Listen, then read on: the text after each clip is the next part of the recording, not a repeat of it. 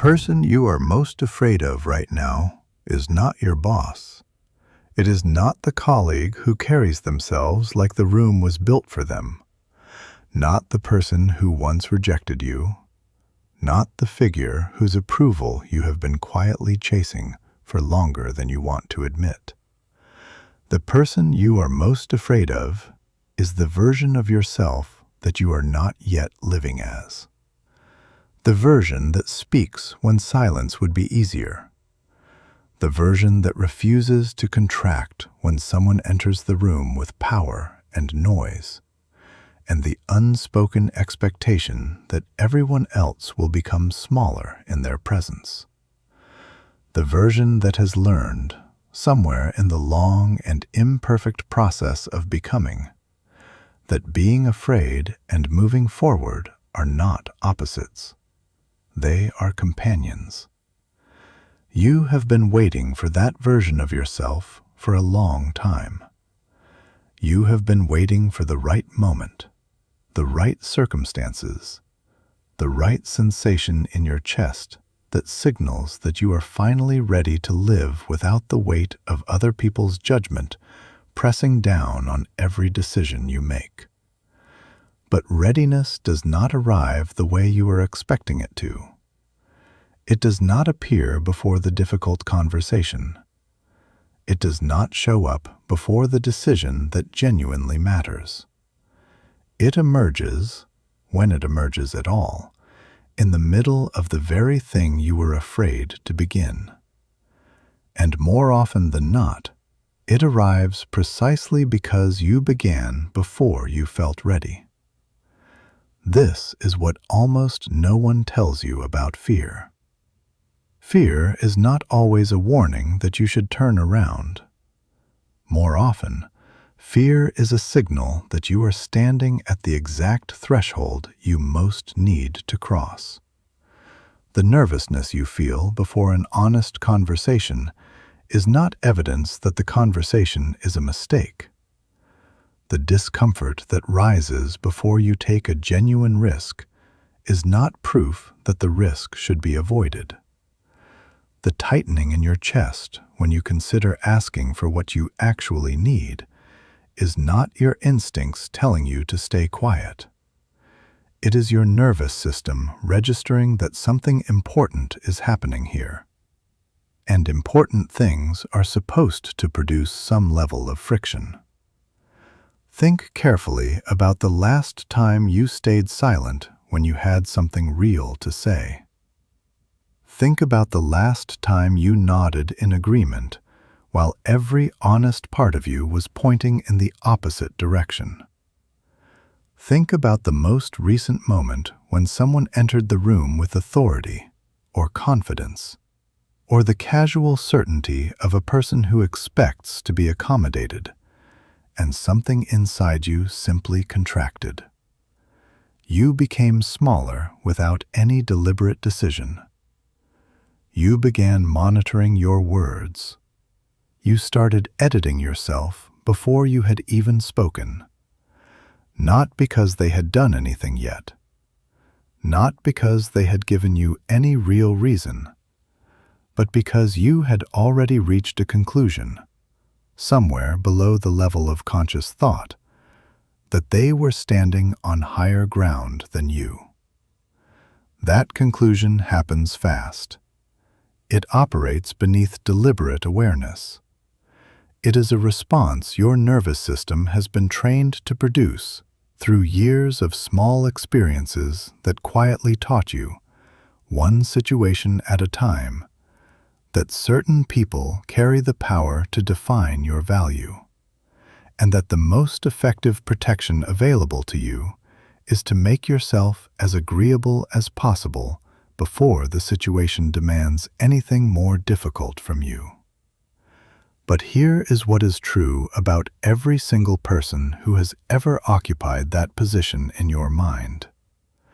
At 3 in the morning, when there is no audience watching, when there are no impressive titles on the door, and no reputation to uphold, and no performance to maintain, the CEO and the bully and the millionaire, and the person who once rejected you, and the person you are most afraid to face, all look remarkably similar. They lie in the dark with thoughts that circle without resolution. They carry fears that would embarrass them in daylight. They have made decisions they would give a great deal to retrieve. They have been profoundly wrong about things they spoke about with absolute confidence. They carry grief that their success has not healed, uncertainty that their composure cannot permanently conceal, and questions about themselves that their accomplishments have not answered. They are not gods. They are not assembled from superior material. They are human beings who have, at some point along the way, become more practiced at the performance of certainty than you currently are. That is the primary difference between the person who intimidates you and the person you are when no one is watching. When you genuinely absorb that, not as a comforting sentiment designed to make you feel temporarily better, but as a lived conviction that you carry into every room you enter, something inside you becomes very difficult to diminish. This is not a promise that fear will vanish from your life. Fear is present in every decision that genuinely matters. It is woven into every honest risk, every important relationship, every meaningful attempt. What follows is something more useful than a promise to make fear disappear. What follows is instruction on how to act while fear is still in the room. How to build something inside yourself that does not collapse when someone raises their voice, withdraws their approval, or looks at you with the specific expression of disappointment they have learned produces the fastest results in people like you. How to become the kind of person who occupies space without apologizing for it, who moves through uncertainty without waiting for certainty to arrive first, who engages with difficulty without requiring it to be comfortable before they begin. What follows is not motivation designed to expire by the end of the week. Motivation fades. What follows is instruction. And if you allow it to reach the parts of you that genuinely need it, you will find that the life you have been waiting to feel ready for has always been within your reach. You were simply too far inside your own fear to see clearly how close it actually was. One of the most reliable ways to lose your confidence in any situation is to make another person seem larger and more deserving of the room than you are in your own mind. It happens without effort and without deliberate decision. You encounter someone who carries themselves with a particular certainty, who has accumulated achievements or authority or social influence that makes them seem to exist at a different level than the people around them. And immediately, something in your internal world shifts. They grow larger. You grow smaller.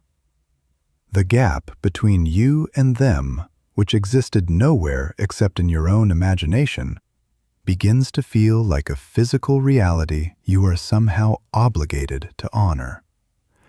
You start monitoring your language with unusual care. You begin second-guessing instincts that would otherwise guide you effectively. You find yourself searching for ways to make a favorable impression before you have any clear reason to believe one is even required. You become, in the presence of this person, a slightly diminished version of who you actually are when you feel at ease. But no matter how genuinely striking someone's record of achievement appears, they remain entirely human in ways that matter enormously. The executive you are nervous to speak with has experienced failure in contexts you will never witness. The person whose composure fills an entire room has returned home to uncertainty more times than you would find comfortable to count. The individual whose financial success makes you feel somehow inadequate has made choices they carry with real regret. What you are observing when you encounter someone who seems larger than their circumstances is a combination of genuine accomplishment and learned presentation. And the presentation is a far more significant factor than most people recognize. Never allow yourself to conflate someone's position with their fundamental value as a human being. A supervisor may hold legitimate authority over your professional responsibilities, but that authority extends no further than the job description. It does not reach your dignity. It does not determine your worth as a person. A wealthy individual may command resources you do not currently have access to, but the accumulation of resources has never been a reliable measure of anything except the accumulation of resources. Someone who speaks with unwavering confidence may still be comprehensively wrong about the thing they are asserting with such certainty, because confidence and accuracy have no inherent relationship to each other. History is full of confident people who were catastrophically mistaken. You can genuinely learn from people without positioning them above you. You can respect someone's experience without treating your own experience as negligible by comparison. You can appreciate what another person has constructed without concluding that what you are building has lesser value. Respect that flows only outward from you, with nothing of equal substance returning, is not respect in any honest sense.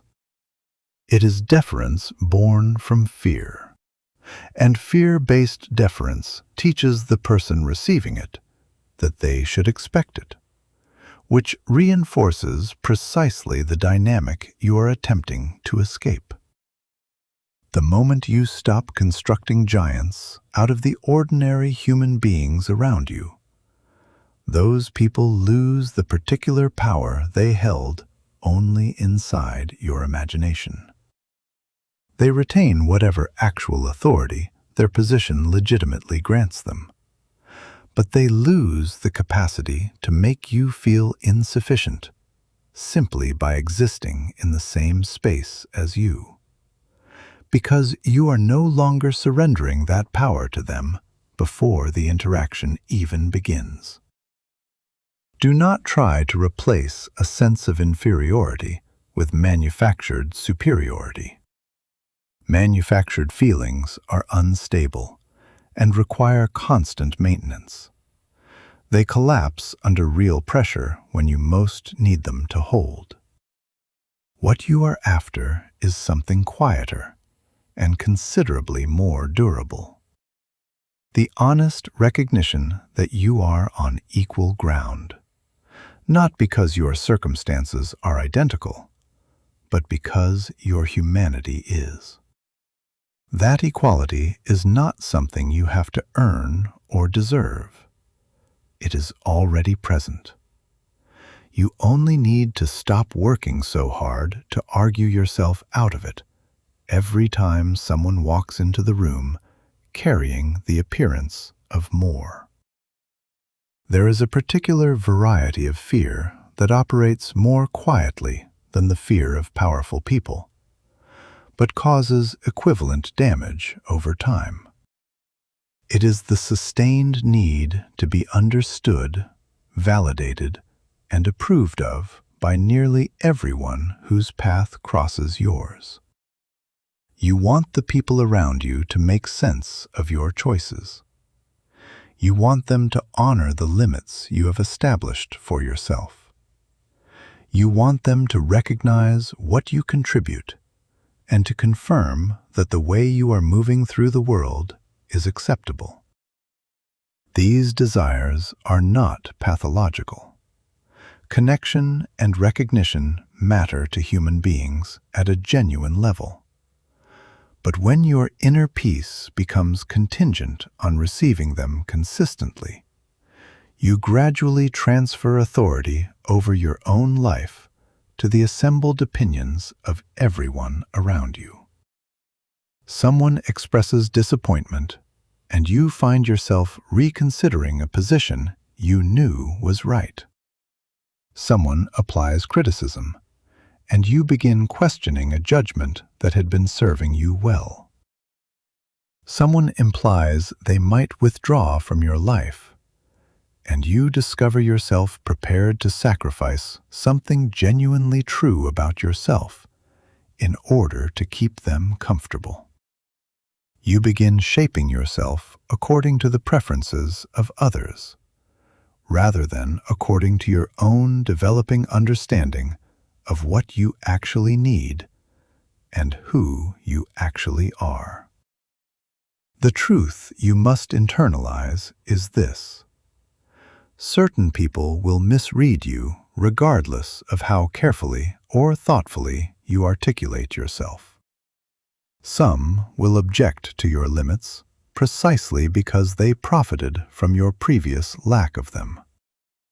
Others will form negative conclusions about you simply because you ceased performing the version of yourself that served their convenience. None of this constitutes a personal failure. It is the predictable friction that appears whenever any person begins occupying the space that was always rightfully theirs. The appropriate response is not to become indifferent to the people in your life. Genuine care for others is a form of emotional health worth preserving. The appropriate response is to stop treating every negative reaction to you as evidence that you have done something wrong. Not every critical remark is accurate. Not every disappointed expression is your responsibility to relieve. Not every misunderstanding requires you to construct a defense. You absorb what is genuinely useful, and you release what is simply another person's discomfort with who you are in the process of becoming. Some people will oppose your choices, resist your limits, and decline to understand your decisions. And you will need to develop the internal strength to continue forward anyway.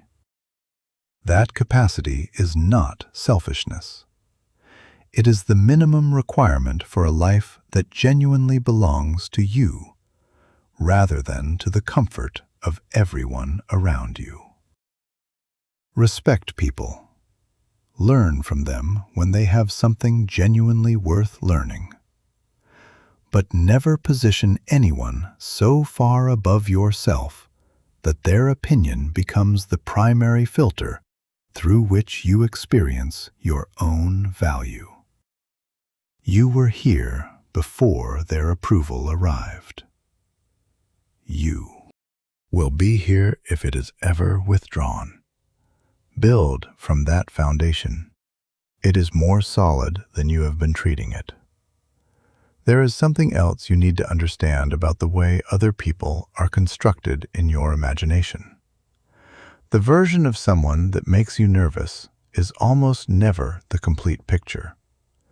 What you are responding to is a projection, a figure assembled from their visible confidence, their apparent status, the stories other people have told about them, and your own history of experiences that trained you to be cautious around people who carry that particular kind of presence. You are, in many cases, intimidated not by the actual person, but by the story you have built around them before they ever opened their mouth in your direction. This matters because stories can be examined. They can be questioned. They can be tested against reality and found wanting. The person who seems formidable before a conversation often becomes considerably more ordinary once you are actually inside one.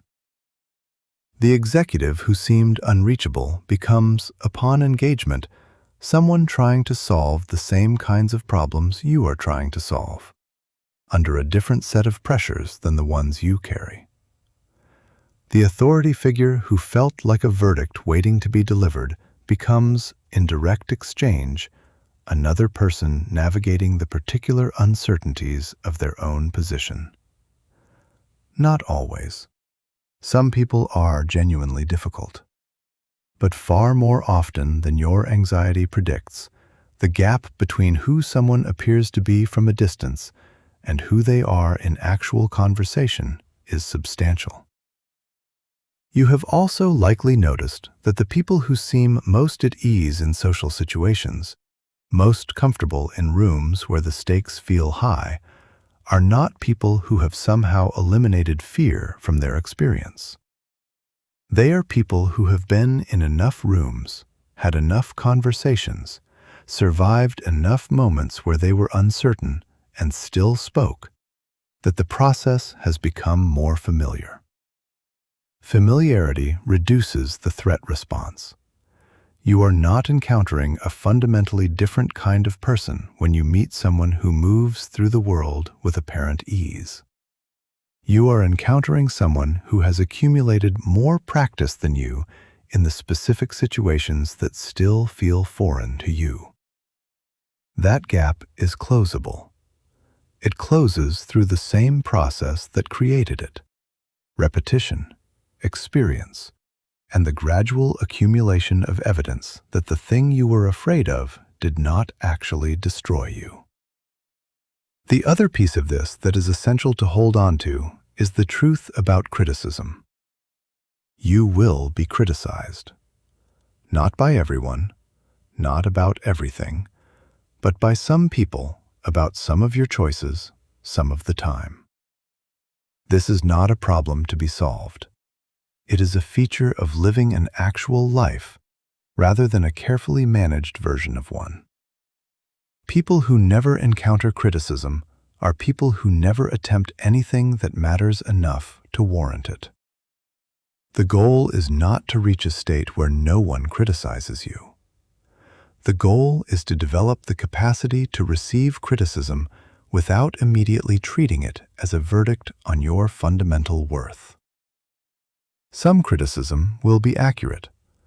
Some of it will be the valuable and uncomfortable gift of an honest perspective that sees something you have not been willing to see in yourself. When that kind of criticism arrives, receive it. Be grateful for it, even when it is delivered without grace. Turn it into something useful. But some criticism is not that. Some criticism is a person's discomfort with who you are becoming, dressed in the language of concern or correction. Some criticism is the response of someone who benefited from a version of you that was easier to direct and is now registering their displeasure that this version is no longer available to them. Learning to distinguish between these two types of critical input is one of the more valuable skills available to a person who is serious about growing beyond the limitations they have been living within. Not every opinion deserves to recalibrate how you see yourself. Learn to apply some discernment to the feedback you receive. Ask yourself who is speaking, what their relationship to the subject actually is, whether they are operating from genuine knowledge of your situation or from assumptions, and whether the substance of what they are saying, when examined honestly, holds up under scrutiny. Absorb what survives that examination. Release what does not. Your relationship with your own judgment will strengthen through that practice in ways that no amount of external validation can produce. What you are building here is not armor. You are not attempting to become someone who cannot be reached, who does not care, who has insulated themselves so completely that nothing touches them. You are building something more like a stable foundation, a clear sense of your own value that does not require constant external confirmation to remain intact. People with that kind of foundation can receive criticism without collapsing, can encounter disapproval without abandoning their course, and can sit in the presence of someone impressive without automatically concluding that the impressive person's presence is evidence of their own inadequacy. That is the target, not invulnerability. Stability, the kind that comes from genuinely knowing who you are and what you are worth before anyone else has the opportunity to weigh in. Consider for a moment the specific cost of continuously performing. Every interaction where you manage your presentation more carefully than you express your actual thoughts carries a price. You spend energy on surveillance rather than connection. You commit mental resources to monitoring how you are landing rather than to the substance of what you are actually discussing. And, over time, the cumulative effect of this performed existence is a quiet but pervasive exhaustion that is difficult to explain to anyone who has not felt it. Because, from the outside, everything may appear to be going fine. You are managing. You are accepted. You are not creating problems. But inside, you are running a constant background process of self-monitoring that takes up space you could be using for something that actually matters. The alternative is not recklessness. It is not deciding that you no longer care about how your words land or what effect your presence has on the people around you. The alternative is grounding your conduct in genuine values rather than in the management of other people's perceptions. There is a meaningful difference between choosing how you show up because it reflects what you actually believe and want to contribute, and performing a version of yourself because you are afraid of what will happen if the real version appears. One is alignment, the other is exhaustion. And most people, if they are honest, are spending far more time in the second category than in the first. Begin noticing in small ways where you are performing rather than being present. Notice when you agree with something you do not actually agree with, because disagreement feels too costly in this particular moment. Notice when you apologize before you have done anything that warrants an apology, as a preemptive measure to make someone else more comfortable. Notice when you explain yourself far beyond what the situation requires, because the possibility of being misunderstood feels intolerable. Notice when you make yourself smaller in a conversation, not because smallness serves the moment, but because you have learned that the space you occupy naturally makes others uncomfortable, and you have decided that managing their comfort is more important than being fully present. Each of these moments is information, not about your failures, but about where the work of building genuine confidence actually lives. Not in dramatic confrontations or public declarations, but in these small daily choices about whether you are going to be present or performed, grounded or managed, honest or agreeable. The work is quiet. It is daily. It is made of small decisions rather than large gestures.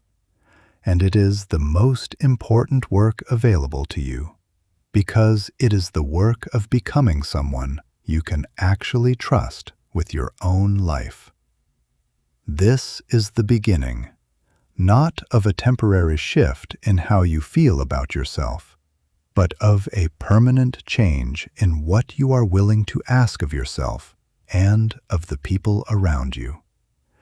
It begins with the recognition that you have been operating from a misunderstanding about where value comes from, about who has the authority to assign it, and about what you are allowed to ask from the space you occupy in the world.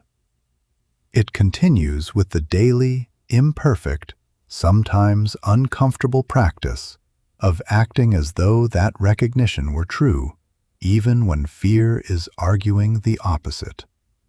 And it culminates, not in a single moment of arrival, but in the gradual realization that the person you have been becoming through this practice is someone you recognize, someone you can actually trust, someone who is no longer waiting for permission to be present. That person is you, already, moving toward you through every honest choice you make in the direction of what you actually value. All of this work, every page of it, is simply the process of closing the distance between the person you have been performing and the person who was always there underneath the performance, waiting for you to trust them enough to let them out. If this is already connecting with something you have needed to hear, take just a moment right now and subscribe to Mind Psychology. Everything we create here is built to help you think more clearly, navigate fear more deliberately, and step into the life you have been postponing. Hit the bell so nothing gets past you. And if you know someone right now who has been quietly making themselves smaller, trying to earn approval they should never have needed to seek in the first place, share this with them.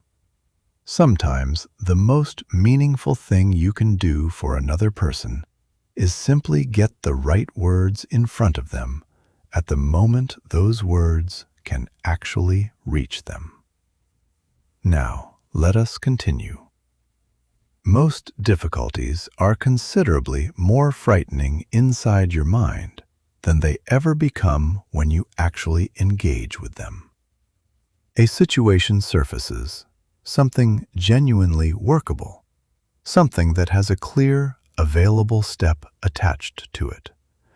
And before you have examined it with any real clarity, your imagination has already begun generating the most threatening possible interpretation. A difficult message arrives, and your thinking immediately escalates it into evidence that everything is coming apart.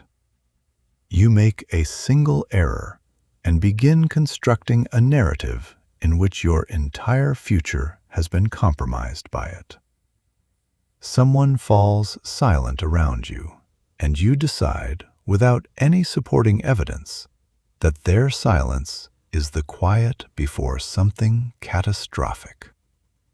The actual difficulty may still be modest, but your mind has already promoted it several levels above what the available facts justify. This is precisely how anxiety operates in the space between what happened and what might eventually happen. When you do not fill that gap with clear, grounded thinking, your imagination fills it on your behalf. And your imagination, when left to operate without honest examination, almost never fills that space with reasonable optimism. It fills it with escalation, with worst cases, with elaborate projections of all the ways things might deteriorate beyond the point where recovery is still possible. Your thinking begins generating questions that feel urgent but produce nothing useful. What if this becomes considerably worse than it already is? What if I discover I do not have what it takes to get through this? What if the outcome I am most afraid of is precisely the one that arrives? These questions can rotate inside your mind for hours, drawing on enormous reserves of energy, without moving you a single step closer to actually addressing what is in front of you. They do not resolve the difficulty. They drain the resources you would need in order to resolve it.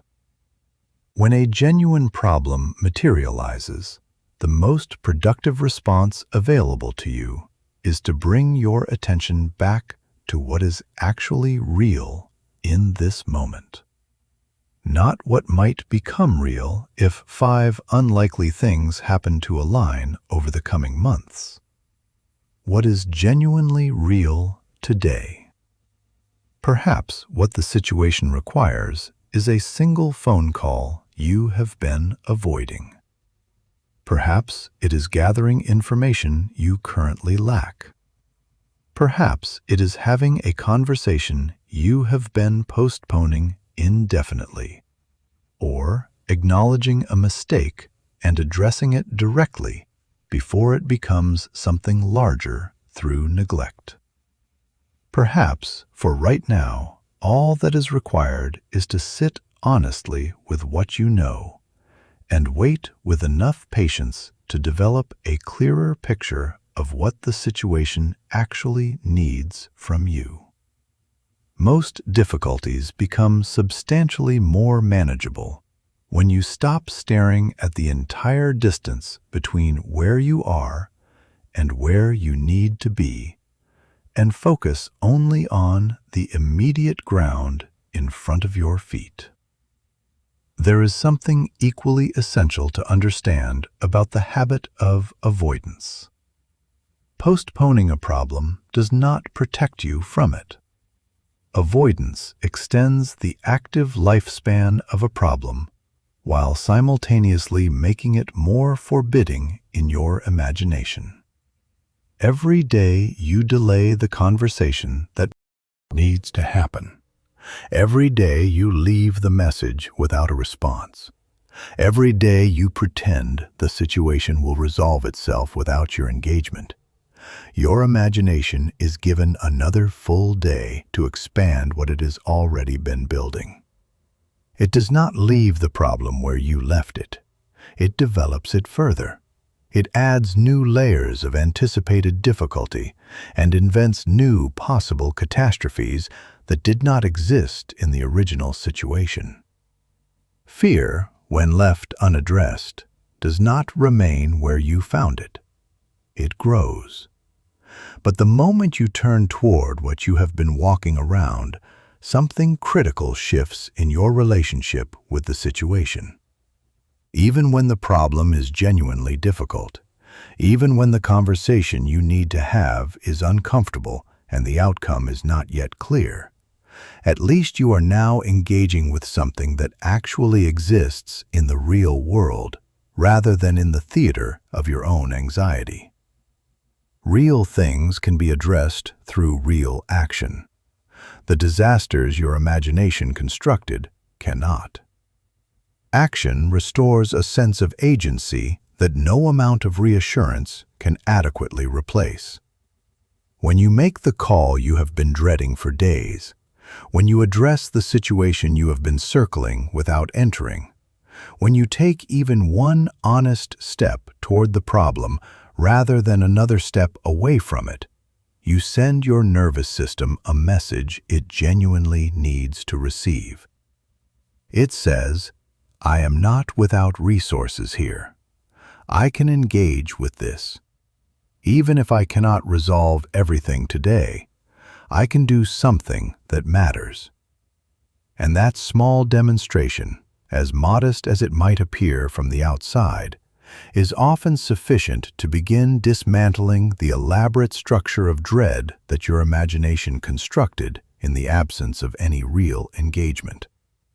Do not wait until you feel completely unafraid before you begin. In most meaningful situations, The calm you are waiting for arrives after you take the first step, not before. You may feel unsettled through the entire conversation. You may feel uncertain as you execute the decision. You may feel uncomfortable for several days while dealing with the situation. None of that constitutes a signal to stop. It is simply what genuine engagement with difficult things feels like for someone who is honest enough to acknowledge that the difficulty is real. Courage does not require the elimination of fear. It requires that fear is present, but is no longer the one determining what you do.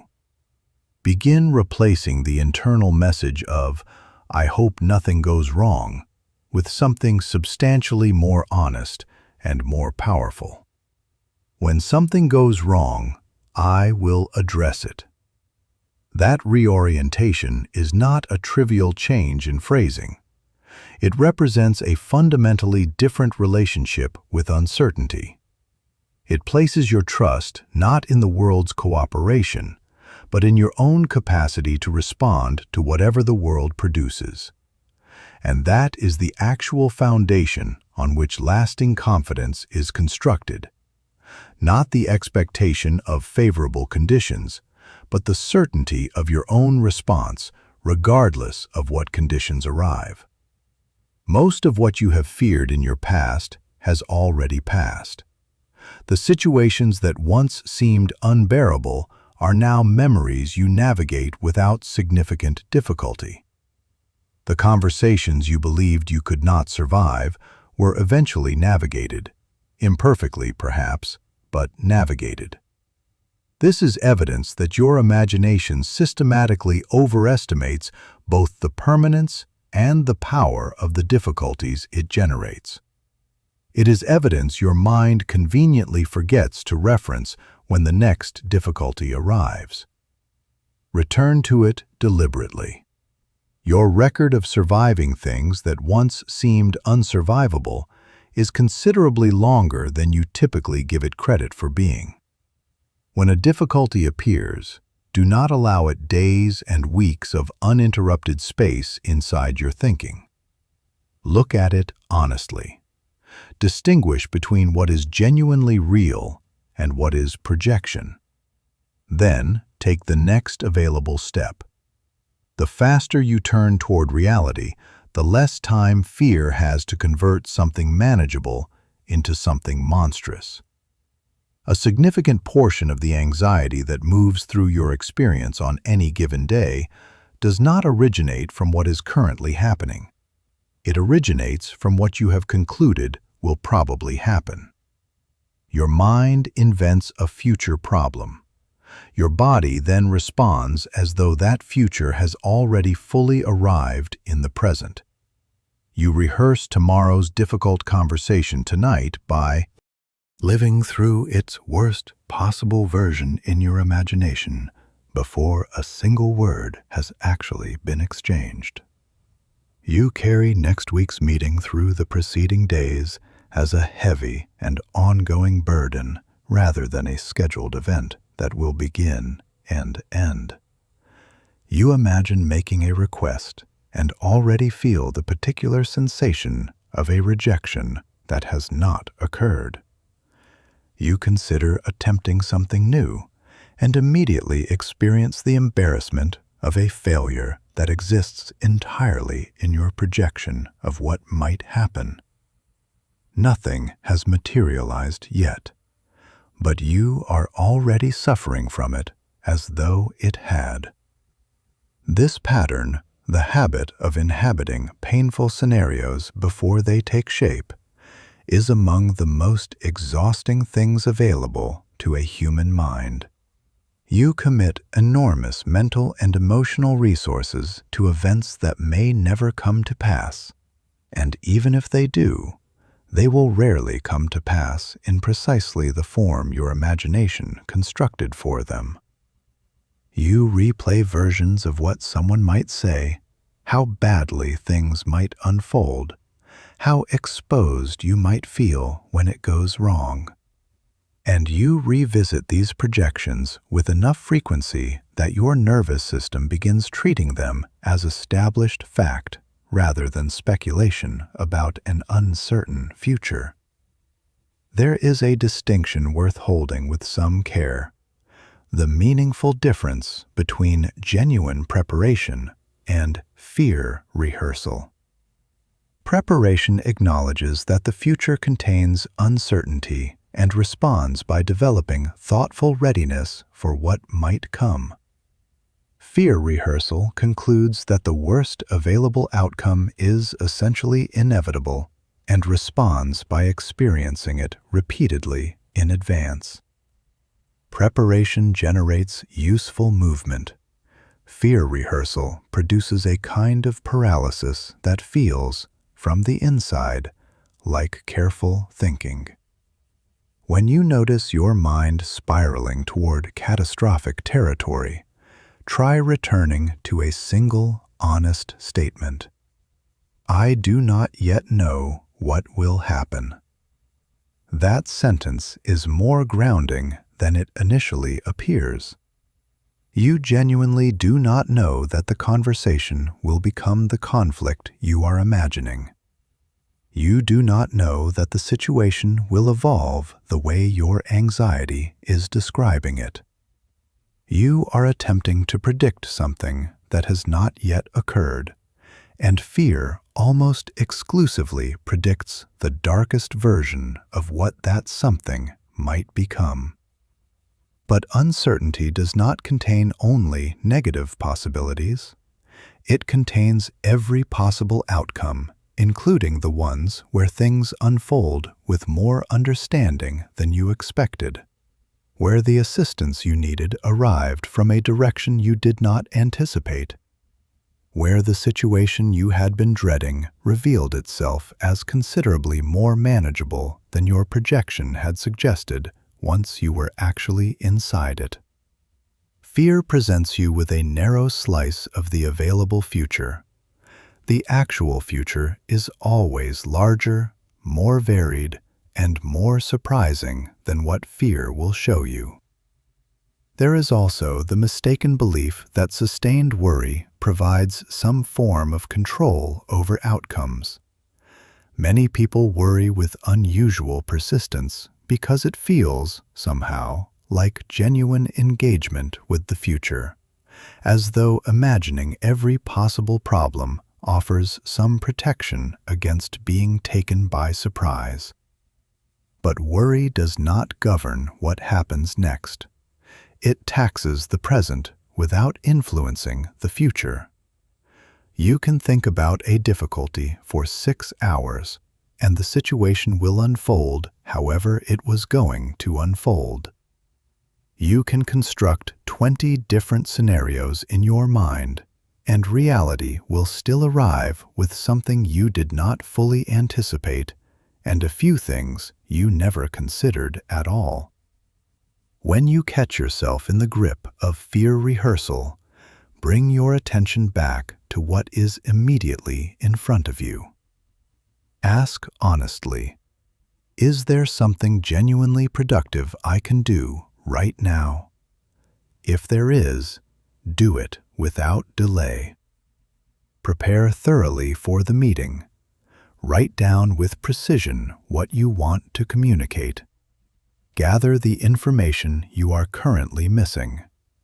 Make the plan that is within your reach to make. But once you have done what is actually available to you, stop mentally inhabiting a future that has not arrived. You do not need to resolve tomorrow before tomorrow comes. You need only handle what genuinely belongs to today. And when tomorrow arrives, it will bring with it its own clarity about what it needs from you. This becomes particularly important when the thing you are dreading involves a person who intimidates you. You may spend considerable time in advance, imagining every possible version of their reaction, rehearsing their disapproval, pre-experiencing their judgment, building in your mind a version of the encounter that is guaranteed to go badly. And by the time the actual situation begins, you have already been through it a dozen times in the worst possible form. You enter it depleted, pre-defeated, having already surrendered something essential before the exchange even starts. Instead, approach the situation with a more balanced and honest orientation. Tell yourself, I will listen to what is actually said. I will remain as present and as clear as I can manage. I will communicate what needs to be communicated, and I will respond to what actually happens rather than to the version I constructed in advance. That kind of grounded, present-focused orientation is substantially more powerful than attempting to think through every possible response to every possible reaction, which is an exercise that produces anxiety, not preparation. The same principle applies to failure itself. Many people never genuinely begin because they mentally experience failure before they have taken a single step toward the attempt. They imagine being criticized, losing something they value, consuming significant time without a return, appearing foolish in front of people whose opinions carry weight for them. But there is something considerably more costly than failure. It is spending years walking around the edge of your own life because you were afraid of what might happen if you stepped fully into it. You must also come to understand that certainty will never arrive before it is needed. The clarity you are waiting for, the confidence that will finally make it feel safe to take the risk or have the conversation or pursue the opportunity, tends to emerge after you have begun, not before. This is one of the more frustrating aspects of how growth actually works. It does not operate on the schedule your anxiety would prefer. It does not offer advance guarantees. It offers something else instead: the experience of having acted and the discovery that follows. The discovery that the anticipated disaster did not materialize in the form you imagined. The discovery that the conversation was survivable even when it was difficult. The discovery that the other person's reaction, whatever it was, did not end you in the way your fear predicted it would. You cannot know any of this in advance. You can only know it afterward. And the only path to afterward is through. This is why the habit of waiting for readiness is so costly. It is, in practice, the habit of waiting for an experience you can only have by doing the thing you are waiting to feel ready for. It is circular. It is self-perpetuating. And without some deliberate interruption of the pattern, it can continue indefinitely, because fear is endlessly creative in generating new reasons why now is not quite the right moment and why a little more preparation would be prudent. The interruption that matters is not a feeling of confidence. It is a decision, a choice to act in the direction of what you actually value while the fear is still present and still speaking, while the uncertainty is still genuine and still uncomfortable, while the outcome is still unknown. That decision, made consistently over time, is what builds the internal resources that eventually make difficult things feel more manageable. Not comfortable, not easy, more manageable. The gap between impossible and manageable is enormous, even if it does not look like much from the outside. There are people in your life right now who believe you are incapable of more than what you have shown them. Some of them are not wrong about the version of you they have known, but they are wrong about the version of you that is available. They have been watching the managed, performed, agreement-seeking version. They have not seen what happens when you decide, deliberately and with genuine commitment, to stop asking fear for permission before you act. When that decision becomes consistent, the people around you will notice something has changed. They may not be able to name it precisely, but they will feel that you are no longer as easy to redirect, no longer as available to be shaped by their discomfort, no longer quite as interested in their approval as you once were. Some of them will be relieved by this. They wanted you to be more fully yourself and did not know how to tell you. Others will find it disorienting or threatening because the previous version served them in specific ways. Your job is not to manage their response to your growth. Your job is simply to keep going. The discomfort of becoming more fully yourself is temporary. The cost of not doing so is the rest of your life.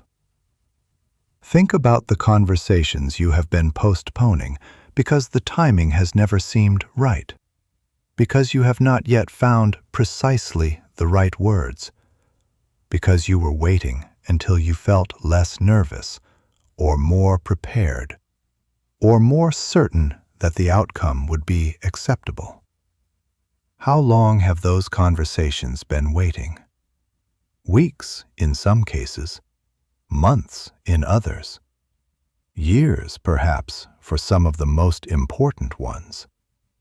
What has the postponement actually produced? Not readiness, not clarity, not a better moment that the delay was conserving energy for. The postponement has produced a longer and longer accumulation of the unspoken, sitting inside you and taking up space that belongs to your actual life. The conversation will not become easier by waiting. The risk will not become smaller by avoiding it.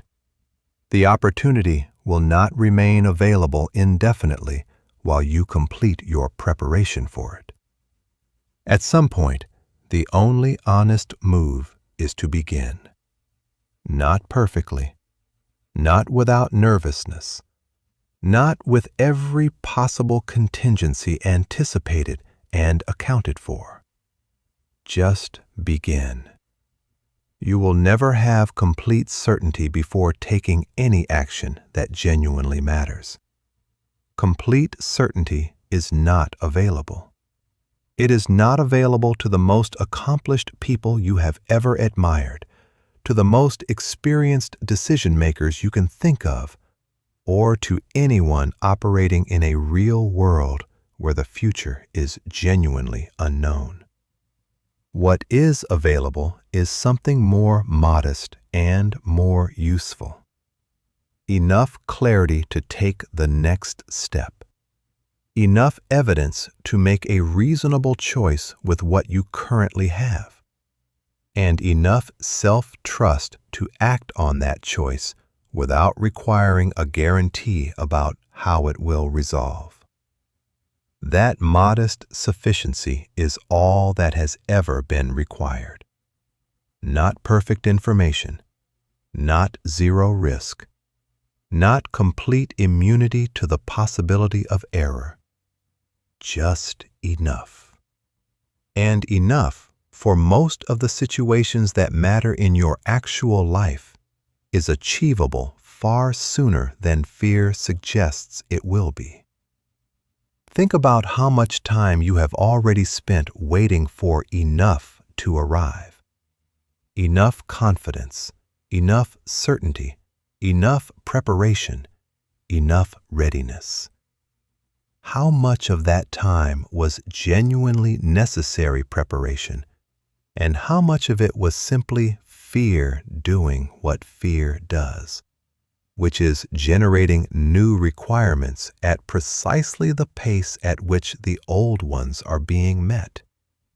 This is an honest question worth sitting with for a moment, because the answer will tell you something important about how much of the postponement in your life has been genuine prudence and how much has been fear dressed in the language of prudence. The way to answer that question is not to analyze it further. The way to answer it is to begin and to notice what actually happens when you do. In many cases, you will discover that the thing you were waiting to feel ready for was waiting for exactly you to arrive. That the moment you showed up, the preparation you thought you lacked appeared. That the courage you thought was a prerequisite was actually a consequence. That it came not before you began, but because you did. Fear will always give you reasons to wait. Courage means choosing to go anyway. Some people move through their interactions primarily through pressure. They raise their voices when they sense resistance. They interrupt before you have finished expressing a complete thought. They dismiss perspectives that challenge their own without giving those perspectives any genuine consideration. They deploy discomfort as a primary strategic tool for obtaining what they want from the people around them. They have learned, through successful repetition, that pressure produces results in most of the people they encounter. And in their presence, many people fall into the same error. They treat aggression as though it were automatically and reliably a sign of genuine strength. It is not. A person can command the attention of a room through sheer volume and still be profoundly insecure in the silence that follows them home at night. A person can be relentlessly demanding in their dealings with others and still be emotionally fragile at a level they have never honestly examined. A person can project absolute certainty about their views and still be comprehensively wrong about the very things they assert with the most force. Real strength does not always need to announce itself loudly.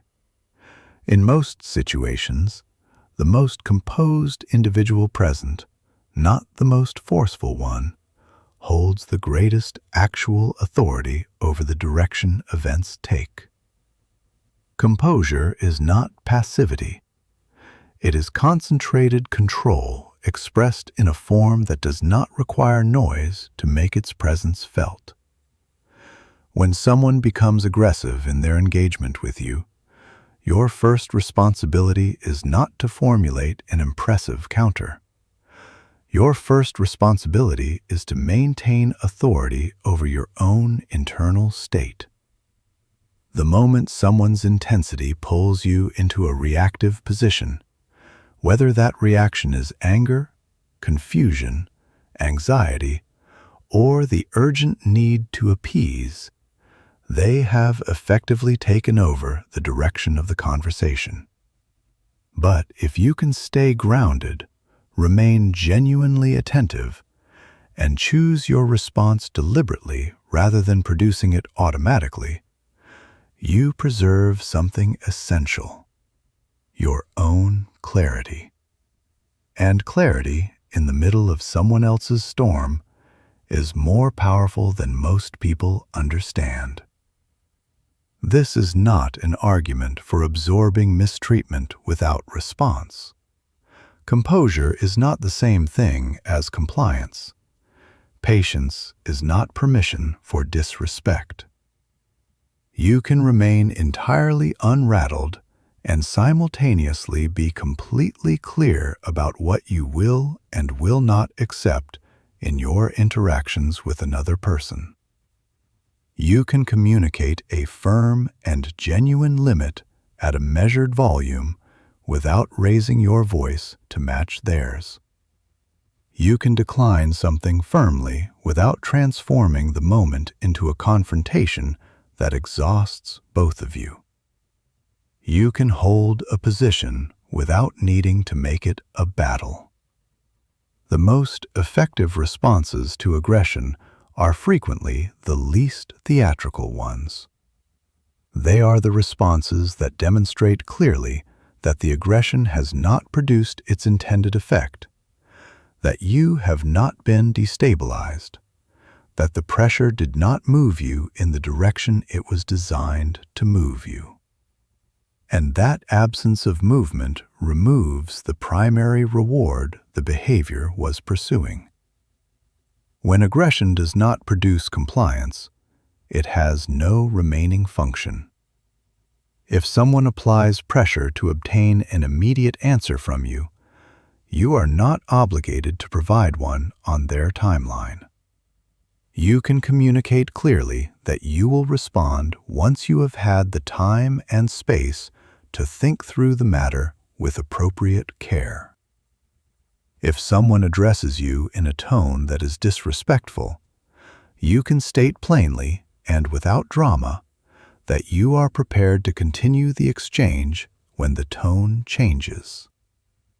If someone interrupts you repeatedly, you can, without raising your voice, calmly return to completing what you were in the process of expressing. If someone deploys guilt as leverage against a limit you have established, you do not owe them an extended justification designed to make them more comfortable with a decision that belongs only to you. There is something revealing in the impulse to over-explain yourself.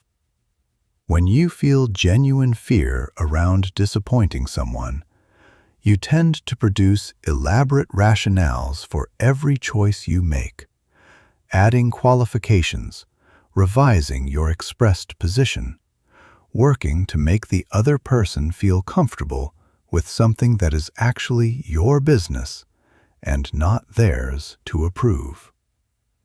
But when you consistently explain yourself in this manner, certain people learn that your stated positions are negotiable under sufficient pressure. They learn that if they push with enough persistence, the limit will shift eventually. A limit only carries genuine weight when you are prepared to maintain it even in the presence of someone who explicitly does not like it. The resistance, in many cases, is the precise mechanism through which you discover whether the limit is real or merely intended. You should also prepare yourself for the fact that some people intensify their behavior precisely when they sense that their influence over you is changing. The moment you begin declining things more consistently, stating your needs more directly, or simply failing to respond to guilt in the way you previously did, they may characterize this as you becoming difficult, ungrateful, arrogant, or fundamentally changed for the worse. Consider that characterization very carefully before accepting it as accurate. In a significant number of these cases, the only thing that has genuinely changed is that you have become less convenient to direct. That is not a personality defect. That is the early expression of genuine self-respect. This is why emotional discipline matters not as an abstract value, but as a practical daily practice. If every display of anger from another person immediately produces doubt in your own position, anger becomes a reliable mechanism for managing your behavior. If every expression of disappointment causes you to reverse yourself, Disappointment becomes the primary language through which people redirect your choices. If every implied consequence generates panic in you, implied consequences become the default tool of anyone who has learned what produces results in your particular case. You have to develop real and tested comfort with the fact that protecting your own well-being will sometimes generate discomfort in others. That discomfort is not proof that you have acted wrongly. It is proof that you have acted.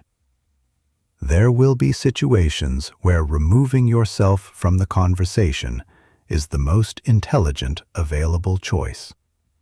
Not every exchange requires a resolution. Some people are not genuinely attempting to reach understanding or to offer it. They are attempting to exhaust you by keeping the interaction escalating through the same accusations and circular patterns until your resources simply give out and you concede in order to end the experience. When you recognize that dynamic operating in real time, removing yourself from it is not weakness or avoidance. It is discernment. You have recognized what is happening clearly enough to stop participating in something that cannot produce anything useful. Do not invest your energy in trying to convince someone who has already determined not to hear you. And stop assigning authority to someone simply because other people appear to be afraid of them.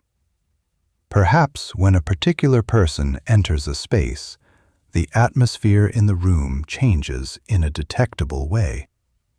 Perhaps people adjust their behavior, suppress disagreements, or defer in ways they would not otherwise choose to defer. That collective response does not create any obligation for you to inherit it. Evaluate what a person actually does when they engage with you directly, on the basis of their actual behavior rather than their reputation or the fears that surround their name. You may discover that the intimidating figure everyone has constructed through their conversations is primarily a product of the fact that most people have simply never stopped backing down from them.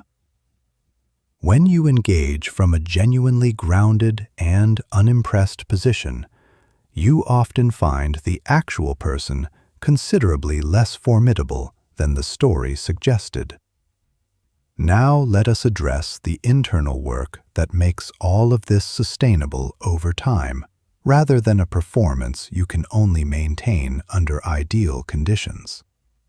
You cannot construct real and lasting courage through intention alone. At some point, your mind requires something more concrete than a decision, and more durable than a momentary feeling of resolve. It requires evidence drawn from your actual experience.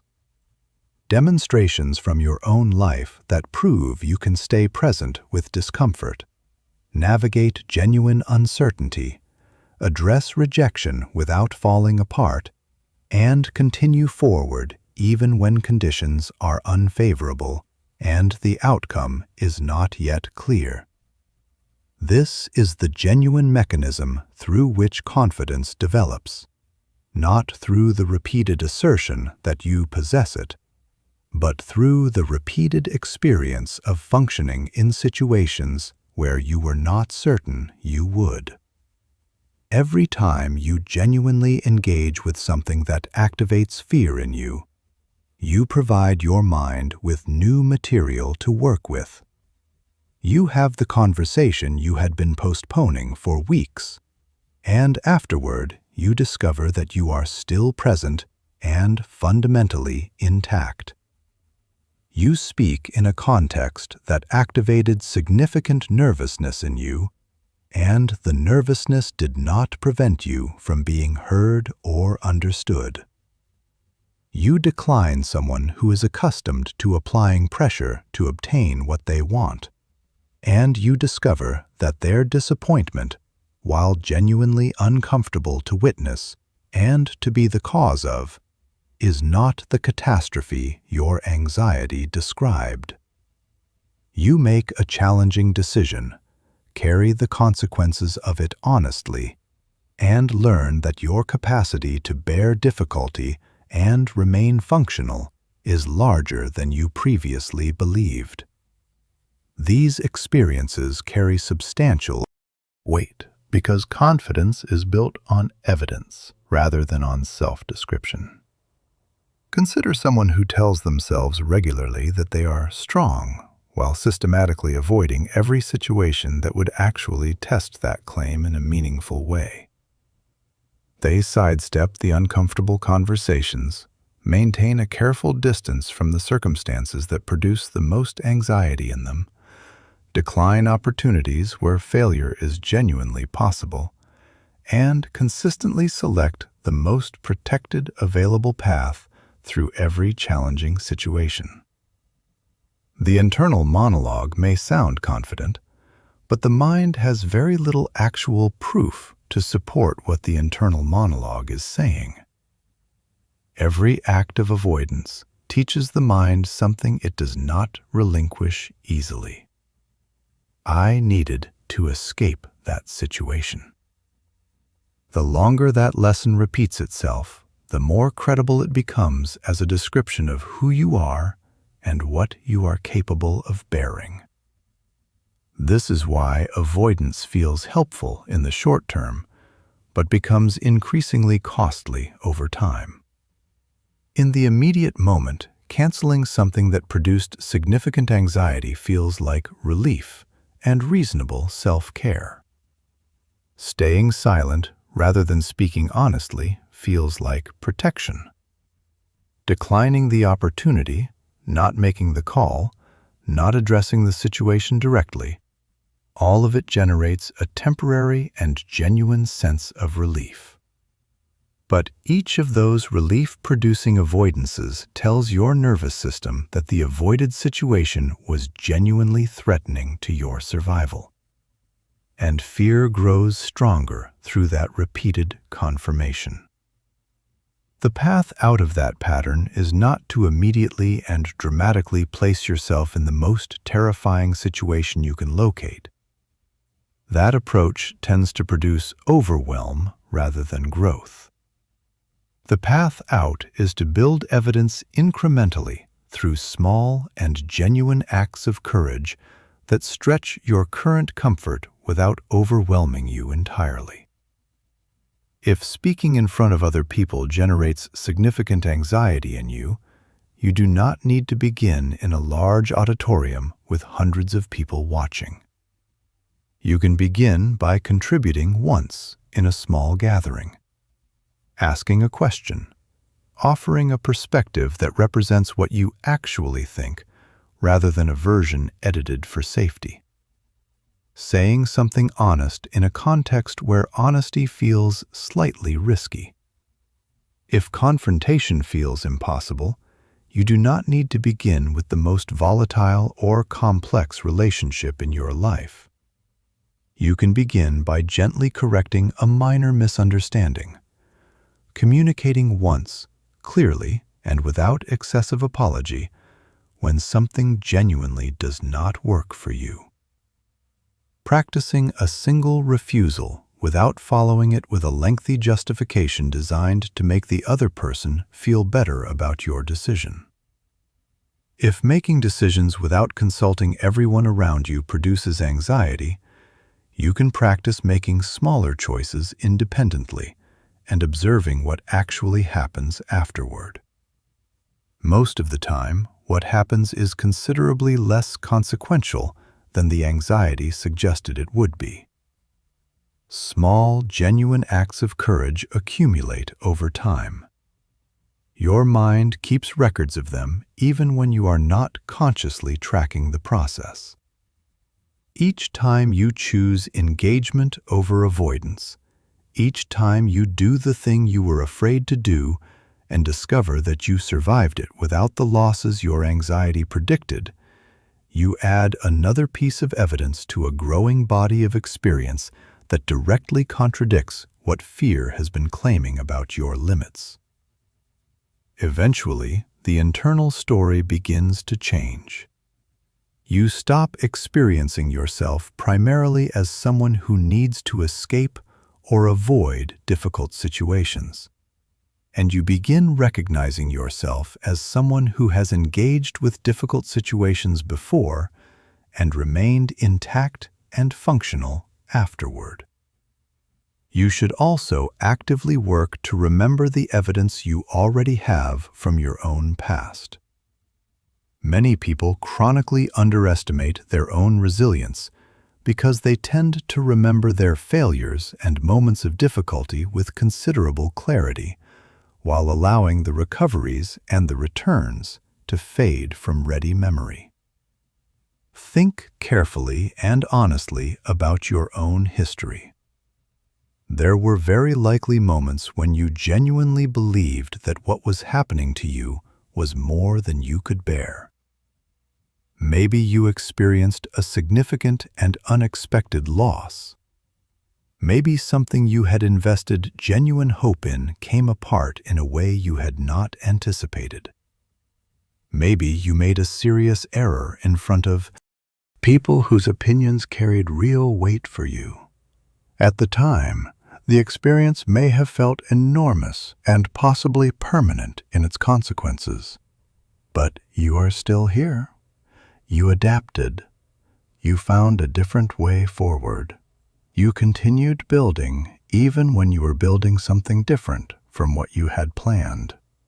Do not dismiss that evidence simply because the journey through it was not graceful.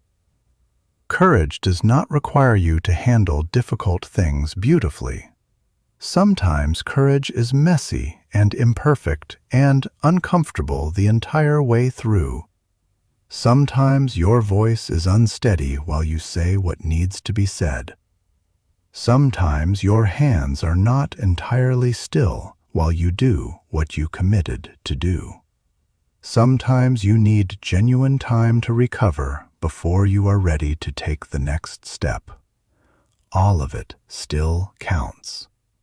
The grace of the performance is not the measure of the courage. If you moved while you were afraid, that is courage. If you spoke while you were nervous, that is courage. If you stayed when leaving would have been easier and left when staying would have cost you too much, both of those decisions are expressions of genuine courage.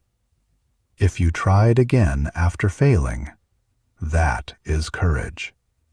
If you asked for help when the pride inside you was insisting on silence, that is courage. Your mind needs to notice these moments. Begin consciously giving yourself credit for them rather than immediately discounting them in favor of cataloging what you could have done differently. The proof you are building through these experiences has a cumulative effect that is difficult to overstate. It changes how you walk into rooms.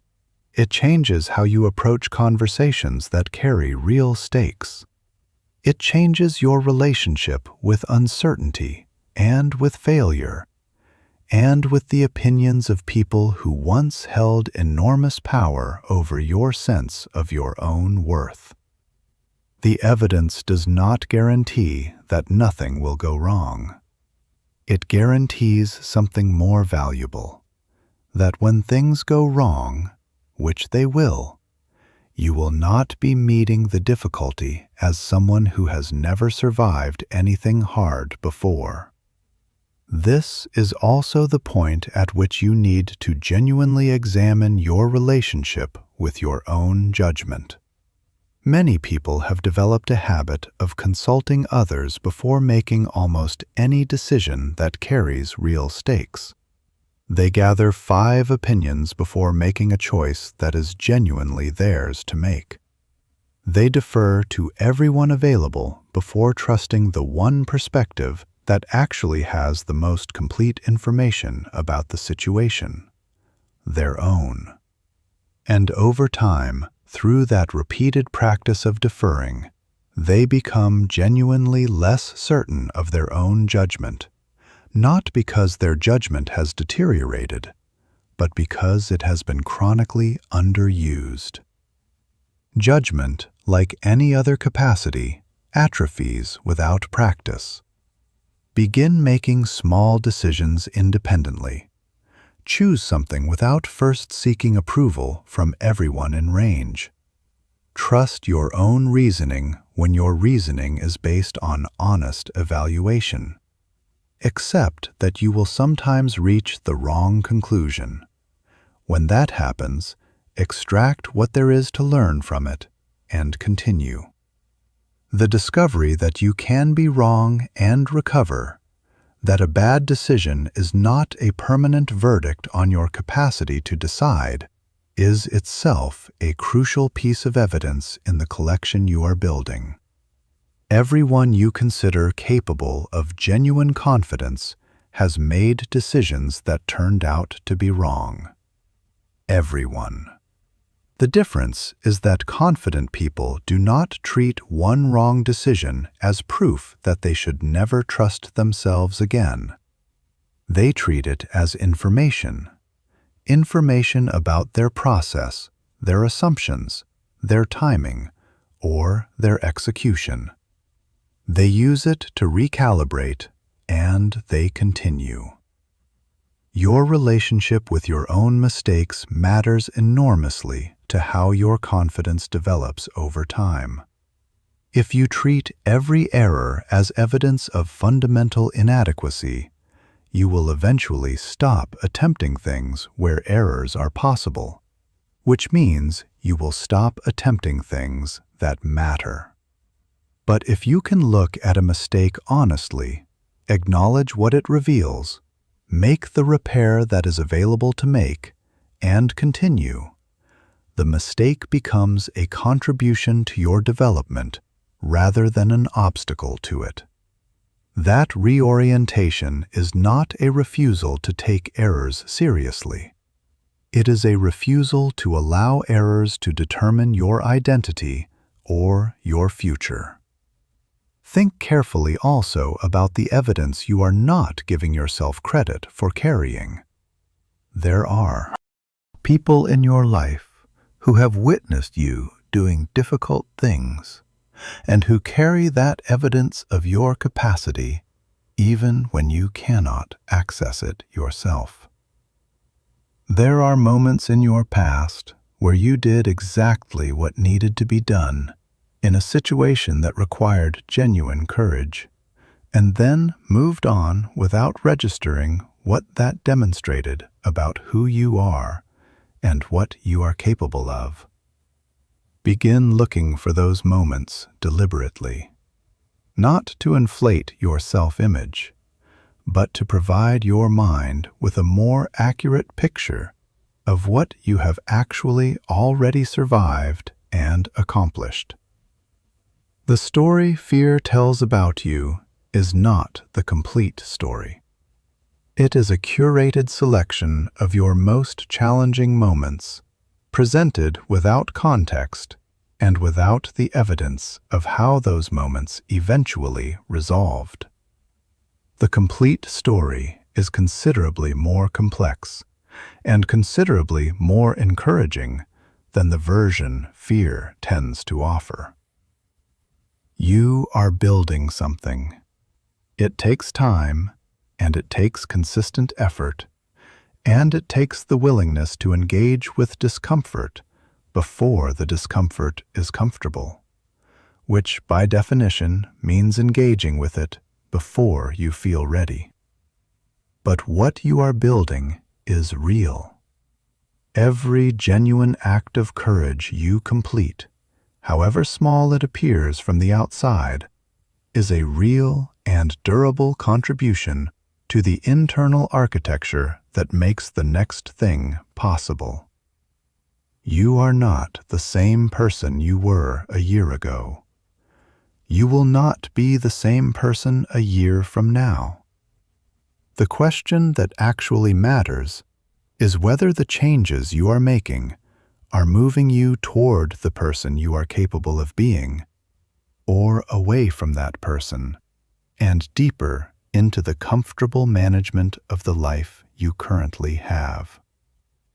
The answer to that question is assembled from small, daily decisions, not from dramatic moments, not from single defining choices, from the cumulative weight of how you respond again and again to the ordinary situations that ask you to choose between comfort and genuine engagement.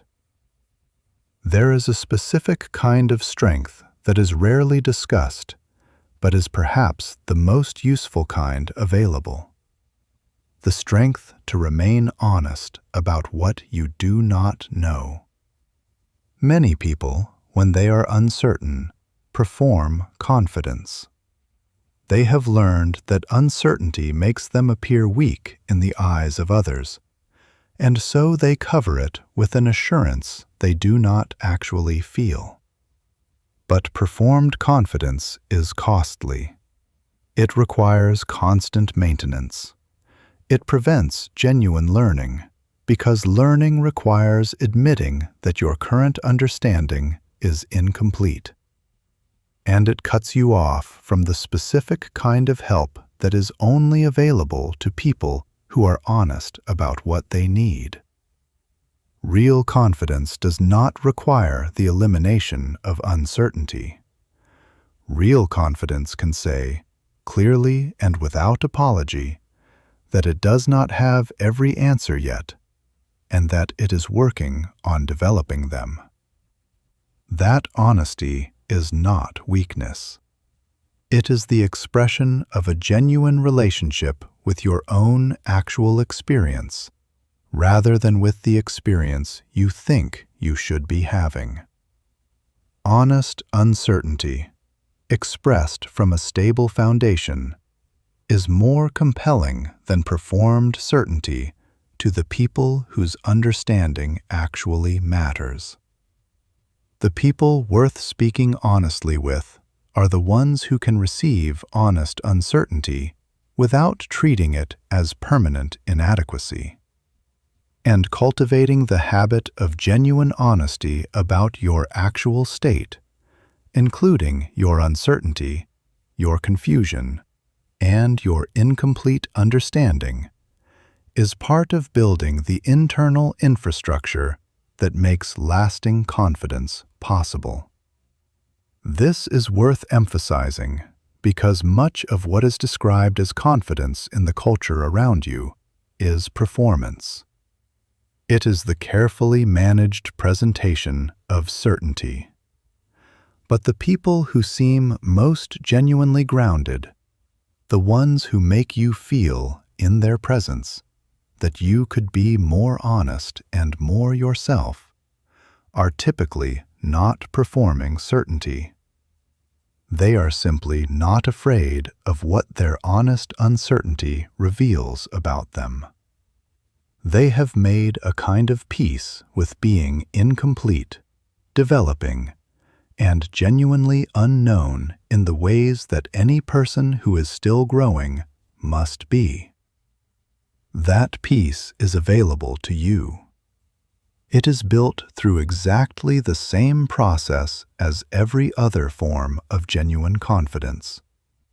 Through practice, through repetition, through the small and consistent decision to meet your actual experience honestly, rather than managing the appearance of it for the benefit of observers who may not even be paying the attention you are performing for. The highest form of courage is not the conviction that life will arrange itself according to your preferences. It is the deep and practiced knowledge that when life does not go the way you hoped, planned, or needed it to, you will still locate a way forward. This is where genuine freedom begins. not in favorable circumstances, not in the reliable cooperation of the world around you, but in no longer requiring circumstances to be favorable before you feel capable of meeting them fully. You stop asking the world to become more manageable before you allow yourself to feel strong enough to inhabit it. You stop requiring every person to endorse your choices before you feel justified in making them. Every effort to succeed before you feel the right to invest yourself fully. Every situation to arrive prearranged and secure before you are willing to step into it. Instead, you begin trusting something more reliable than favorable conditions. You begin trusting your own capacity to respond to whatever the world produces. Fear acquires its greatest power in direct proportion to how deeply you believe that a single difficult outcome could permanently dismantle you. You imagine rejection, failure, loss, embarrassment, or irreversible conflict. And beneath that imagination lives a specific conviction that you would not know what to do, that you would not be able to survive it fully intact, that the version of you that emerged from that experience would be in some essential way too diminished to rebuild. But examine your own history with genuine honesty. You have already lived through moments you were convinced were more than you could carry. You absorbed genuine disappointment and kept functioning. You navigated uncertainty with no resolution visible and eventually arrived somewhere on the other side of it. You experienced the loss of things you did not know how to replace, revised plans you had invested yourself in deeply, and made errors in front of people whose opinions held real weight for you. You may not have moved through every one of those moments with composure or grace, but you are still here. You adapted even when adapting was painful. You found a different direction even when the original one closing felt like an irreplaceable loss. You continued building, even when what you were building was not what you had intended. That is not a small thing to recognize. That may be the most important thing available to you right now. The goal is not to persuade yourself that nothing painful will happen going forward. Painful things will happen. They are part of any complete and genuinely engaged life, not an exception to it. Relationships will evolve and sometimes end in ways that hurt. Efforts you pour yourself into will sometimes fail to produce what you were working toward. People whose understanding genuinely mattered to you will misread you. Plans that felt solid will require rebuilding from a different foundation. That is not a dark prediction. That is simply an honest description of what it means to be fully present in a real life rather than carefully protected inside a smaller and safer version of one. But uncertainty does not have to become terror. You can develop the genuine capacity to look at the unknown and think, with real steadiness and without pretense, I do not know exactly what is coming, but I have earned real confidence in my ability to meet it when it arrives. That represents a fundamentally different way of moving through your time on Earth. A person controlled by fear needs guarantees before they will act. They need assurance that the relationship will succeed before they open themselves to it, that the work will be received well before they invest in it, that the people around them will approve before they speak honestly, that the path ahead is clear before they begin walking. But life does not issue those guarantees. It never has, it never will. A person operating from genuine confidence understands that certainty was never the prerequisite for worthy action. They prepare as thoroughly as they reasonably can with the resources and information available to them. They make the best decision the current situation supports. And then they move. Not because they have every answer secured in advance, but because they trust themselves enough to find the answers as they proceed. That trust is assembled over time through years of small accumulated experiences. Every difficulty you engaged with honestly instead of walking around. Every uncomfortable conversation you chose to have instead of postponing indefinitely. Every mistake you acknowledged, addressed, and drew something useful from. Every season of genuine difficulty that eventually transformed through time and action.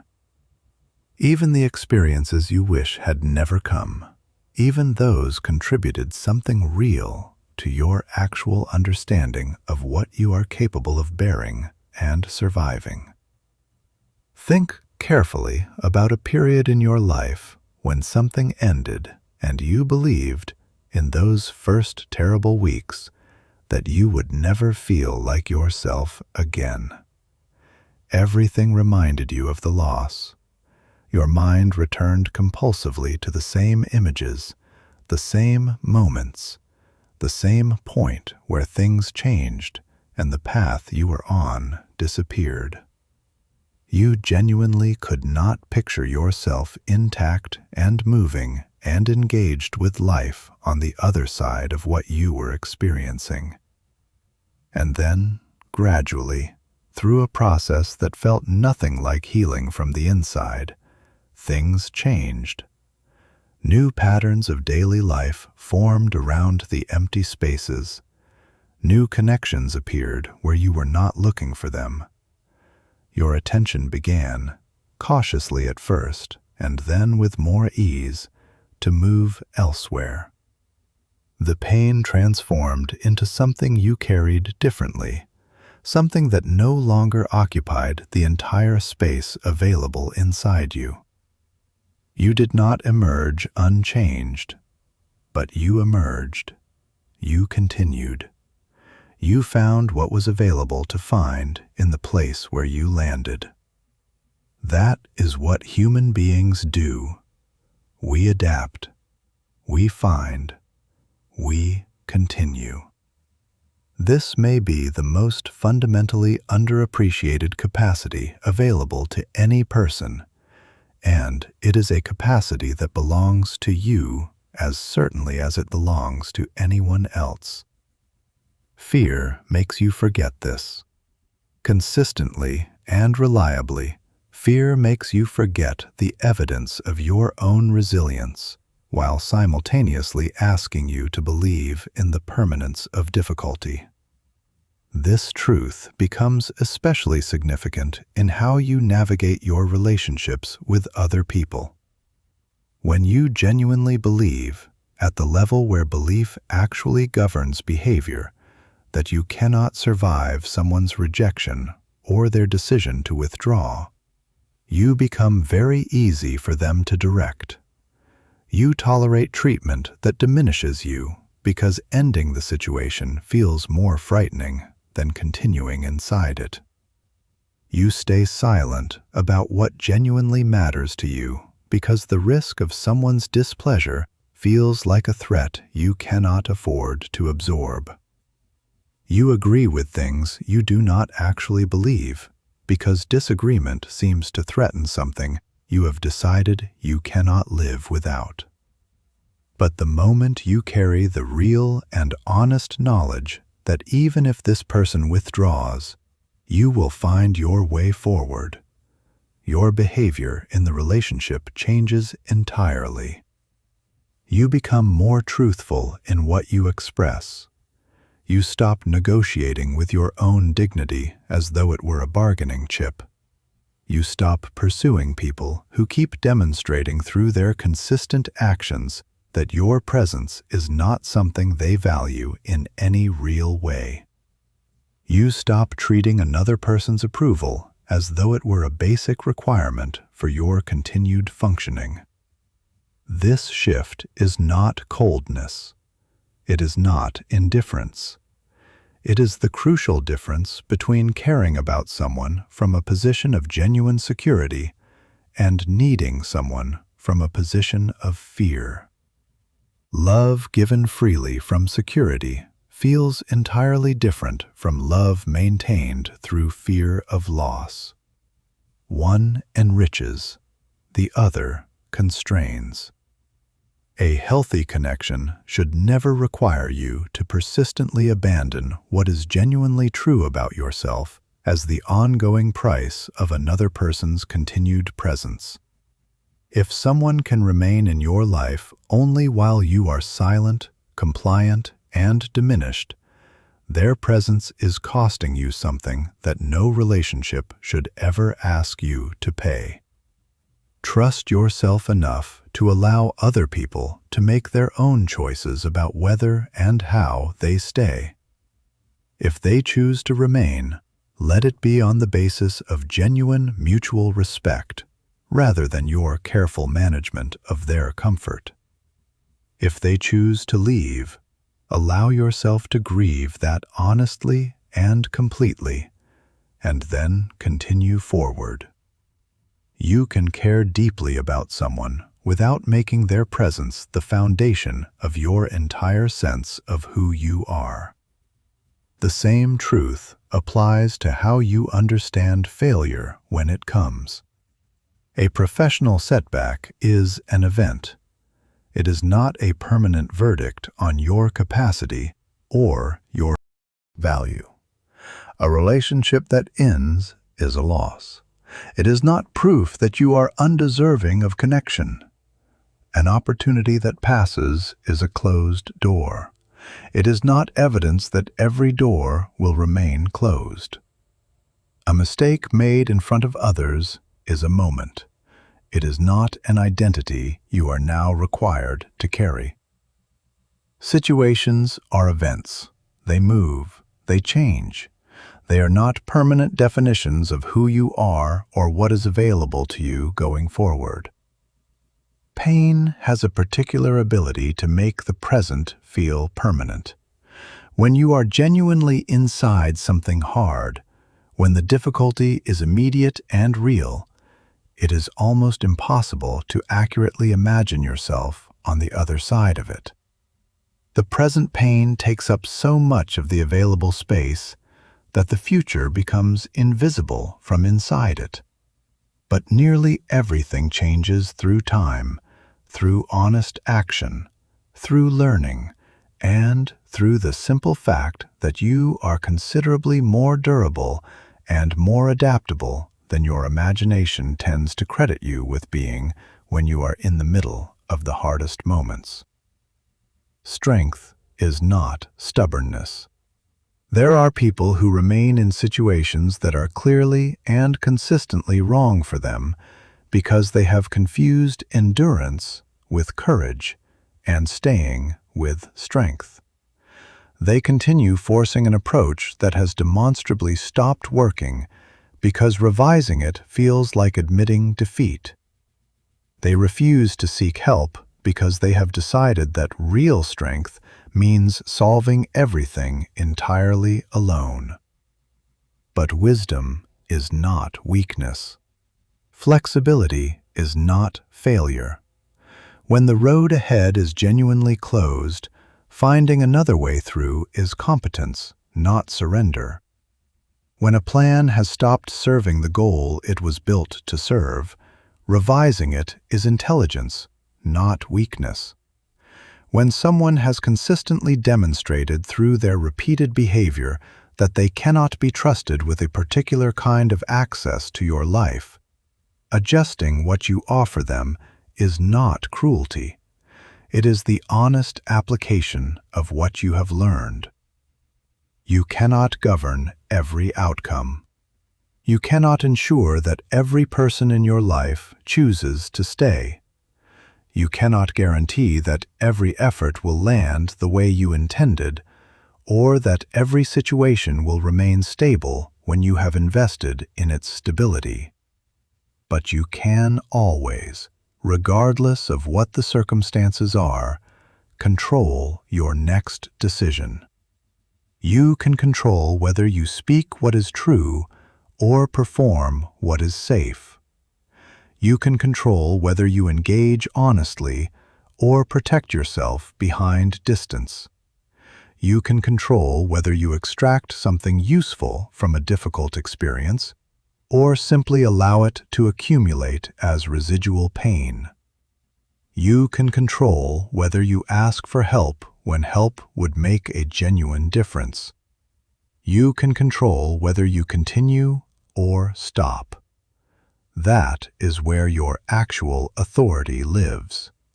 And fear, if you allow it, will keep your attention pointed everywhere except at that authority. There is a pattern that develops so gradually in most people that they never consciously notice it forming. Before making a significant decision, speaking something honest that carries real stakes, taking a risk that actually matters to them, walking away from something that has stopped serving them, or beginning something that could genuinely change the direction of their life, they check how afraid they feel. If the fear registers as high, they interpret it as a signal to wait. If their confidence feels insufficient for the task, they conclude the timing is wrong. If the outcome is uncertain, they determine that they require more preparation before they can justifiably proceed.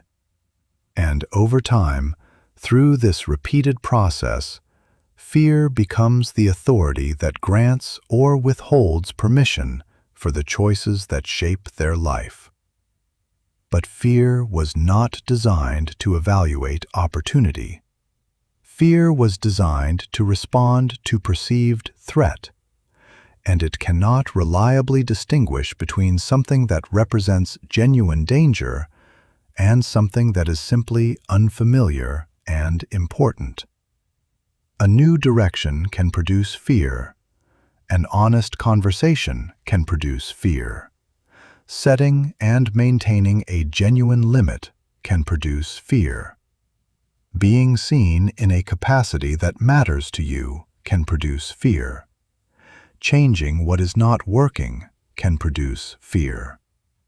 If you require fear to give its approval before you proceed, you may spend years standing in exactly the same place, waiting for a clearance that the nature of fear will never allow it to provide. Courage is not the absence of fear. Courage is the sustained practice of making decisions based on your genuine values and your honest understanding of what your life requires, rather than based on the momentary state of your emotional experience. You can be genuinely afraid and still choose to begin.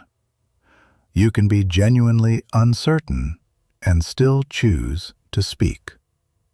You can feel profoundly uncomfortable and still recognize that this particular discomfort is pointing you towards something you need to walk through, rather than carefully walk around for the rest of your life. Your feelings are real. They matter. They deserve honest attention. But they are not always accurate forecasts of what will actually come from your actions. And they are not always the appropriate authority over what you should do next. There will never be a perfect moment for the things that genuinely matter to you. There will never be a version of the important conversation that carries no possibility of difficulty. There will never be an opportunity where failure is impossible before you begin. There will never be a relationship that comes with a guarantee It will not ask something genuinely painful of you at some point. If you require complete certainty before you will fully engage with your own life, your life will continue happening primarily around you rather than with you at its center. Move while you are uncertain. Speak while you are nervous. Begin while you are imperfect. Decide while you are afraid. And as you do, as you accumulate the evidence of your own willingness to engage honestly with what is real and what is difficult, something begins to change in how you relate to the future. The question your mind asks shifts. Instead of wondering whether you can handle what is coming, you begin wondering what would make you think you cannot. And then you remember. You remember the conversations that seemed impossible before they happened and survivable after they did. You remember the seasons of uncertainty you moved through without being destroyed by them. You remember the failures you extracted something genuine from. You remember the beginnings you found in the remains of plans that did not work. You remember the mornings that eventually arrived after the worst nights. You remember the people you discovered you could live without, the people who appeared when you needed them, and the versions of yourself you built from what you had left when something important was gone. All of it is evidence, and evidence is something fear cannot argue with for long when you are willing to hold it clearly in front of you and look at it honestly. So when fear whispers that this particular difficulty might be more than you can manage, you do not need to argue back with it. You do not need to manufacture certainty or summon feelings of confidence that are not available to you in this moment. You only need to remember what is already true. And then you take the step that is available to you right now, in this moment, with what you actually have. This is what it means to walk through life without being governed by fear. Not that difficult things stop arriving, not that people stop presenting challenges, not that uncertainty becomes comfortable. It means that fear is present and no longer in charge. It means that when something genuinely hard arrives, and it will, you meet it with the full weight of your own experience behind you, rather than as someone who has never survived anything demanding before. Do not make other people larger than your actual dignity allows. Do not allow your mind to transform difficulties into monsters by giving them extended residence inside your thinking without engaging with them honestly. Do not rehearse disasters that have not happened. Do not surrender your choices to the loudest, most pressuring person in the available space. Keep building the evidence, one genuine act of courage at a time, that you can face what is hard.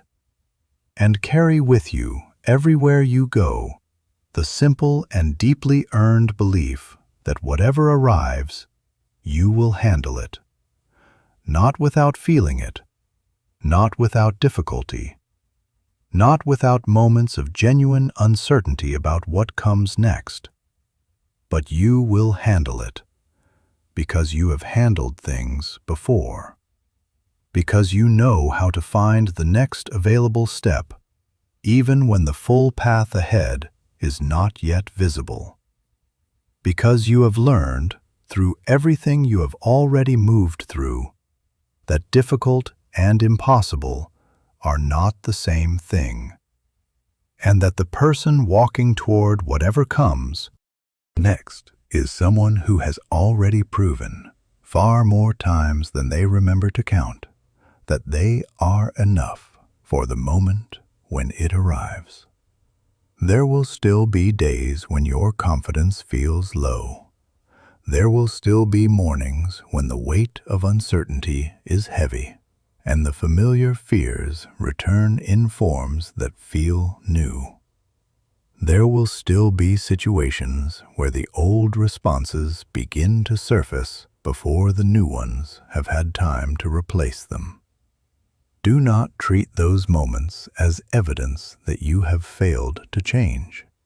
You are human. Courage is not a permanent achievement. It is a practice, one you return to again and again, one you renew with each new situation that asks it of you. Some mornings you will need to remind yourself deliberately of what you have already survived before you feel ready to face what the day is carrying. Some conversations will require you to slow down and breathe and choose your response more carefully than your first impulse would have you do. Some decisions will still produce genuine nervousness, even in someone who has been practicing this for a long time. That does not erase the growth. A person who has spent real time building genuine courage can still feel fear. What changes is the relationship with it. Fear can be present without being in charge. Nervousness can be real without being the deciding factor. Doubt can arise without determining the outcome. You are not trying to become someone who feels nothing in the presence of difficulty. You are trying to become someone who feels everything and still makes the choice that their actual values require. Do not wait for a future version of yourself to arrive and live the life that is available right now. The future version you are waiting for is assembled from exactly what you do today. Every conversation you do not avoid, every honest word you speak when silence would be easier, every limit you maintain when someone is pushing against it, every decision you make for yourself rather than in the hope of managing someone else's reaction, every difficult thing you face before your imagination has had the chance to make it larger than it actually is. Walk forward with this. Fear no person, because every person, regardless of their position or their performance, is human. Fear no problem, because every problem that belongs to your real life has a next step available to it. Fear no situation, because even in the situations where you cannot govern what happens, you retain the irreducible capacity to choose how you respond to what comes. You may not know what tomorrow is carrying toward you, but you know who is walking toward tomorrow. You know what that person has already survived. You know what that person is capable of, even when fear is working hard to make you forget. You know that difficult is not the same as impossible. You know that the next step is available even when the full path is not yet clear. That knowledge is not small. That knowledge is everything. Go, not when you feel ready, not when the fear has settled, not when the conditions have improved or the circumstances have shifted, or the perfect moment has finally presented itself. Go now. The life that has been waiting for you has already been patient long enough, and you have been ready far longer than fear has been willing to let you see. The life available to you is not the one you will build when everything feels right. It is the one you build while some things still feel uncertain, and some things still feel difficult, and some people still do not understand you, and some risks still carry genuine stakes. That is the actual material you have to work with. Not ideal conditions, not complete clarity, not universal support. Just this, your actual life with its actual complications and its actual possibilities. And inside that actual life, with all of its imperfection and uncertainty and occasional genuine difficulty, there is more available to you than fear has been willing to show you. There are connections you have not yet made because you were protecting yourself from the risk of connection.